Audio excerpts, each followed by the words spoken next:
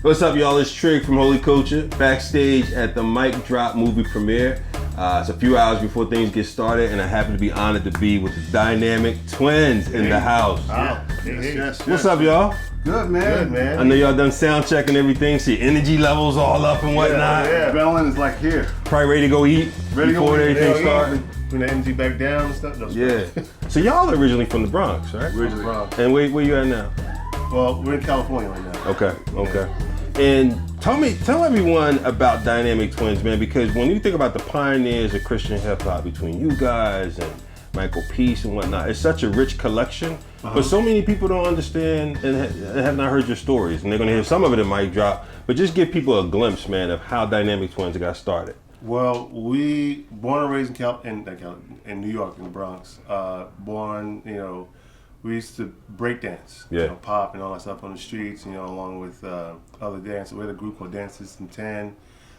We got our names while dancing. Somebody said, "Hey, look, the Dynamic Twins." Mm-hmm. So we just kept it. It's like, all right. So he didn't know about that, we kept it. So we when we moved to California, we wanted to do some type of music. So we started making music. And we met with other people. We were in high school when we met like Two Live Crew and all that stuff, and they introduced us to the studio. Everything from there, man. We just we always wanted to make music for God. We didn't know how to, but we just started doing it, and then doors were opening. We met other people like us, and everything came to be, man. I mean, the way it is right now. We just wanted to do it to touch souls and reach people, and do, because we knew that we could reach people with hip hop, but we wanted a message to it. And so when we was born again, we just changed it, some of our words to Christian and stuff, it worked. Yeah. What made you guys stick with it, man? Given how at that time it wasn't as welcome, nearly as much as it is now. Well, the thing is, we knew it was a calling. Mm-hmm. We knew it was a calling. I mean, there were people telling us, man, that that's of the devil. That you should change your words to this. Mm-hmm. And we, at first we felt guilty and felt, I was feeling bad, like they was telling us these things, and that was voices of men. So but the thing about it, we thought about it, and I mean, we were not going to stop. We just wanted to figure out how we're going to continue to do this and stuff. So what we realized was people were getting saved. Mm-hmm. When we came out, people were getting saved. I said, this must be of God. So if it must be of God, then no one can tell me to stop. I don't care who they are.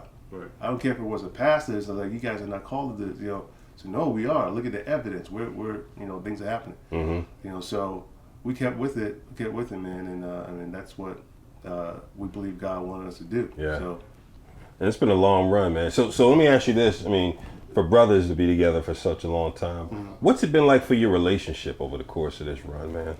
For the whole thing? Yeah. Oh, we don't know anything different. I mean, we grew up with each other, so this is how it is. How you see us? That's how it is. Yeah, like sometimes we switch off with our, sometimes I'm hyper and he's down, or not just down, but just relax, or it switches off.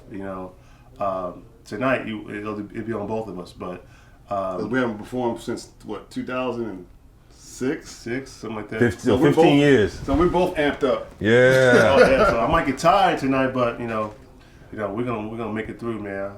So sorry. Yeah. So 15 years. Yeah. Mm-hmm. Yeah, 15 years, man. So 15 years we've been doing this and stuff. So now we got families and stuff, so we had to slow down a little bit. Mm-hmm. So yeah. So what was it like when you got the first call, man, about this movie, to be in this movie? Oh, well, you got the phone call. Yeah, I got the phone call. He's been trying to reach us, through Facebook. My wife actually told me about it. She's like, hey, this guy trying to get a hold of you, and I don't know if I was ignoring phone calls. I might answer my phone if I don't recognize the number, but yeah. So he was. I've heard others people trying to do the same thing. I mean, I wanted to do the same thing, make it, but he wanted to do it. And the only reason why we went over to him because we've seen him before. We knew him before. We knew Darius when he was younger. When he was Carmen, yeah. Yeah, when he was with Carmen, I think he was in Tulsa, and yeah. I mean somewhere. But anyway, we knew who he was and all that. And he wanted to do it, and we wanted to talk to him about it. And then we sat down, did the interview, and did the movie. He told us the vision of it, and I was like, well, somebody's got to do it. Because everyone's talking about it, but no one's really doing like putting that. Some people start, don't finish. He started it and kept going, and he finished. We wanted everyone to see and hear what we went through, what everybody else went through, because it wasn't just us. There was people there and some people before us. The struggles that we went through, and why we stayed in it, why we just kept going, and because we knew it was God's calling. Yeah.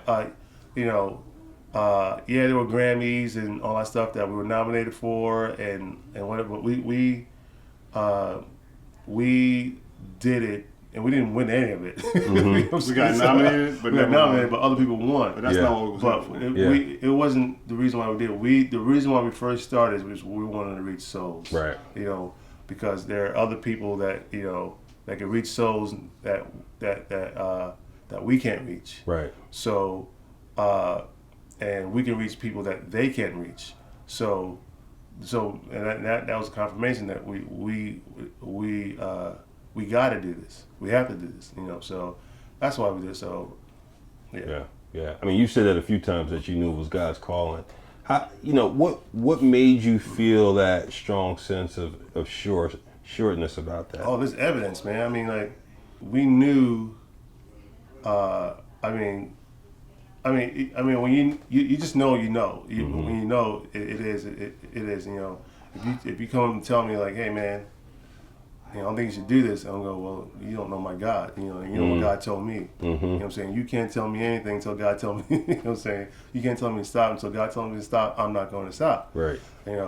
So we sort of knew just by kept doing it because it is what we wanted to do. Yeah. You know what I'm saying? So, and God blessed it, man. I mean, we did a lot of things. We've been a lot of places, and great grace of God, man. Just, Well, let me tell you a little part of the story, but I'm sorry. Put it up here. Yeah, put it closer. Oh, sorry. No, put it closer. He messing with you. Oh, okay.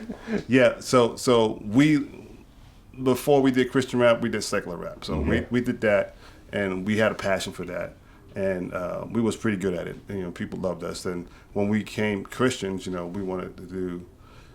We still can't do. We still couldn't do that secular rap anymore. So, but we knew that we want to do some Christian rap, and the confirmation came when we was at a church in, I think it was an outreach, a church out in Moreno Valley. It was this lady speaker, man. She was like off the chain, boy. I'm telling you.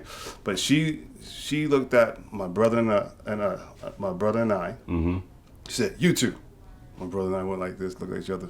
What? It was like, we was like baby Christians at this point. And she said, "Come here." And she said, "God has a plan for you. God is going to use you two guys to reach millions of people through the sound of your voice." But she said singing. We said, well, we don't sing, we rap. So it's like, but we know what she meant. But man, I tell you what, I never been slain in the spirit before, never heard of it before, but she laid hands on us, we was on the ground. I don't know how we got to the ground, we just woke up. But anyway, I'd never been slain in the spirit after that at all again. So, how old were you then? Man, I think it was like freshly out of high school. Yeah, I think it was high school. So it had to be around 18, 19 years old. Yeah. So, and that's when we knew there was a calling. We didn't even remember that until we was like on the road. It's like, hey, Noel, remember that lady that spoke to us? No. That was a major confirmation right there. Because we started doing what God told that lady to tell us. So yeah, that was exciting. So we knew that was confirmation. So it's not. No one in the world could tell us to stop until God tells us to stop. Yeah. So that story, bro, was giving me the chills because when I was about 12 or 13, I was at a national conference. My dad was a preacher. Right. He was up there and sitting on a table of people, and this woman was up speaking. Right. And she called me from the audience. I was probably 6 rows back. Yeah. And she said, "You come here." Yeah. I started crying. Oh, my mom was like, "She wants you, go up," and I didn't want to go up. She called me up to the front. It's probably 600 people or so in the room. Right. And she said, "You will touch millions through Yeah. your ministry." Look what you're doing. And I'm crying, bro. Look what you're doing. That's why when you were telling your story, I'm like, Yeah. yeah. So you know confirmation. I try to, there was confirmation, and I try to talk to her probably every couple of years. Reverend Frances Cannon.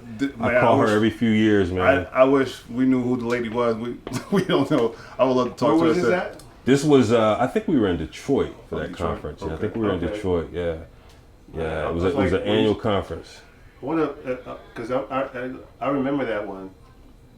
But was that in New York or was that in? No, this was in Moreno Valley. Okay. This was like in I forgot what street it was on, but yeah, this was in Moreno Valley. This lady came. It was that family, the Valdez family, took us to church. Oh, remember? Yes, there was a Yeah. family that took us to church. That's how we got saved. Yeah. What's so cool is you remember those stories of confirmation, man, the things where you may have not wanted to persist and you get something else where God works through someone to tell you to keep moving. You know what I'm saying? Yeah. That's strong. Yeah. So now as this movie's coming to fruition, man, you guys were there last night, right? At the we was there. You were there. Out. How's it felt so far coming together this weekend, man? Hey, it's like a class reunion. I've never been to a class reunion. I heard of it. Yeah. What you mean you never been to a class reunion? I don't care to go to those. Okay. I mean, we've been invited. Yeah. We'll probably go to one last one. Yeah. I mean, to the last one. Anyway.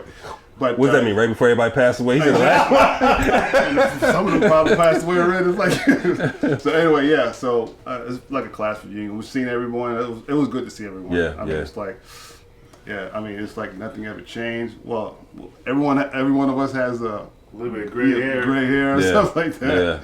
Yeah. That was so awesome to see him. That's dope. But, well, let me ask you this. This is a question I've asked everybody. It's kind of a closing question. We've talked about some of this last night, but you guys weren't at the table. Is that, there hasn't been a passing of the baton from the pioneer generation, if you will, to the younger generation in Christian hip hop. And more we see the younger generation sometimes going, man, we wish there was, you know what I mean? We don't even know who all those people are. We don't know the lineage necessarily. But let's assume, they're going to be watching this and going like, man, Dynamic Twins, what would you tell me, you know what I mean, as a newer Christian hip hop artist doing this thing? What word of advice would you give me? This is what I would say. I'm sorry. This is what I would say. I said, listen, if you're gonna do anything, it doesn't matter what you do. Make sure it's a calling from God. Keep Christ the center of whatever He told you to do. Keep Him the center. Because once you go off the path, you're doing it for yourself. Keep Christ the center. That's what I would tell them. I'll recommend that. Yeah. I mean, that's how God will use you, man. I mean, like, he won't use you because when you first start off, you like how we said we wanted to do it for the safe souls. That's what all we wanted to do it for. You know what I'm saying? We'll go to shows, we do stuff in the streets. I mean, anywhere we would do it, and that's because we wanted to reach as many souls as we could. There was a bunch of people there. Then we like, all right, we got them. Well, let's go. Let's just throw out the net now. But then there's a time where you get recognized, you making records and all that stuff, and now you're making money, and that can change a person. You know what I'm saying? So don't forget your calling. Don't forget who you are. Don't forget why you're doing this. Exactly. Don't forget it. I mean, God will bless you. I mean, if it's money, God will bless you. You know what I'm saying? So that's it, man. I mean, because right now the doors are wide open right now. I mean, more open than when we were doing it. I mean, because a lot of people know about it now. I mean, I don't think it's like the struggle that we all went through trying to get accepted. Right. So as doors wide open now, people know that, hey, there's Christian rappers out there. You know what I'm saying? And the music's actually kind of good. You know what I'm saying? So I mean, you still diligence to God, man, and God will still move, you know. That's good. Right. And one thing, do not sell out. Exactly. There was opportunities in our life that we got picked that, you know, like some movie producers wanted to do our stuff, but they wanted us to like cuss and stuff like that. It's like, we're rappers, but we're not gonna cuss. You want to tell me what that movie was? Robin Hood Men in Tights. You ever seen that movie? Yeah. Okay, the rapping part, the yo, that's me, and that's my voice. That's the only thing they kept. But they wanted me to cuss in that. I said, you know, instead of saying that word, let me say "but" instead. It'll be funny. They end up using it, but they ended up using my voice. That was fine. They pay me a little bit and said, get on. So anyway, I would have got paid buku money, right? It would have been a life changer. But it was a big famous producer that did it too. But I wasn't. What's that guy's name? Mel Brooks. Mel Brooks. Yeah. Mel Brooks. Yeah. They wanted me to cuss and stuff like that. I said, no, I can't do that. That's not who I am. That's made a Schwartz speech. Yeah. So it's like, hey, I don't want to compromise, you know. And So you told him? Yeah, I told him that. He said, okay, whatever. Just say that and go on, get out of here. Yeah, so good. don't compromise, man. Don't compromise. That's good. I mean, God will promote you. Believe me on that, He will. Yeah. Hey man, thank y'all. I know it's been a long day. Thank you guys for coming. You guys heard it right here with Trey from Holy Culture, Dynamic Twins at the Mic Drop movie premiere. Make sure you catch it wherever you can catch it, online or in your local theater. God bless. All right.